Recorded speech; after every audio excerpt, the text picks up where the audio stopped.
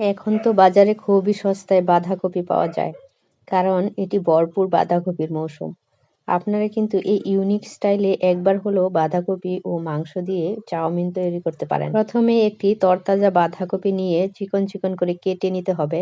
এবার যে কোনো নিরালা মাংস চিকন চিকন বা লম্বা লম্বা বা যে কোনো সাইজের কেটে এবার এর মধ্যে একটু আদা রসুন বাটা, জিরা, ধনিয়ার গুঁড়ো, লবণ, সামান্য একটু কর্নফ্লাওয়ার, ডার্ক সয়া সস ও ওয়েস্টার সয়া সস দিয়ে ভালো করে মিক্স করে নিতে হবে।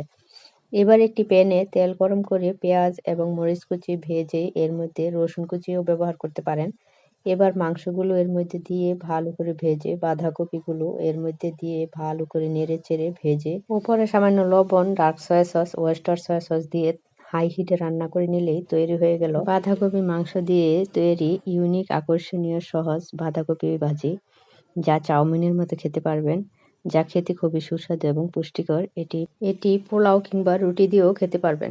আশা করি আমার আজকের রেসিপিটিও আপনাদের ভালো লেগেছে। ভালো লেগে থাকলে লাইক কমেন্ট করতে ভুলবেন না এবং নিত্য নতুন রেসিপি পেতে আমার পাশেই থাকুন।